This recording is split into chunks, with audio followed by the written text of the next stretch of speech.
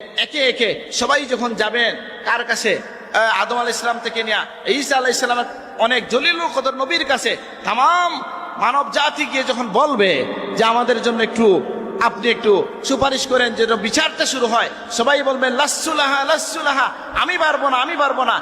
আর সেই সময়ে আপনার আমার নবী হাবিবুল্লাহ তিনি বলবেন আনা লাহা, আমি পারবো। সুবহান। আর নবীজি ওই সময় বলতেছেন হাদিসে, আমি আল্লাহকে সিজদা দিয়া এমন একটা দোয়া করব, এমন ভাষায় আল্লাহর প্রশংসা করব যে আল্লাহ খুশি হয়ে যাবেন। সুবহানাল্লাহ। আর নবী বলবেন ইয়া মুহাম্মদ ইরফা রাসাক সাল তুতা ওয়াশফা তুশাফা, হে মুহাম্মদ আপনি মাথা উঠান, আপনি যেটা চাইবেন সেটা দিয়ে দেব, যার ব্যাপারে সুপারিশ করবেন আমি কবুল করব। সেই সময় নবী কি বলবেন? আপনারা শুনছেন সব নবী বলবেন উম্মতি উম্মতি, আর আপনার নবী কি বলবেন মাথা উঠাইয়া? আহা, উম্মতি ইয়া রব, উম্মতি ইয়া রব। বিভিন্ন বর্ণনা আছে, আপনারা শুনছেন ইয়া রব্বি উম্মতি, এটা শুনছেন নাকি?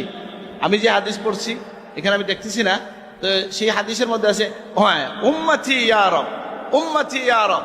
আল্লাহর নবী যখন আল্লাহ বলতেছেন আপনি যা চাইবেন দিয়ে দেব, আল্লাহর নবীকে বলছেন ফাতেমাকে চাই, হাসান হুসেনকে চাই, না বলছেন উম্মতি ইয়া রব। সুবহানাল্লাহ। সেই নবী যিনি আপনাকে কিয়ামতের ভয়াল দিনেও ভুলবেন না। সুবহানাল্লাহ। যিনি নামাজি আপনাকে ভুলেন নাই। সুবহানাল্লাহ। যিনি তার প্রতিটা ইবাদতে উম্মতকে কি করেছেন? উম্মতের জন্য দোয়া করেছেন।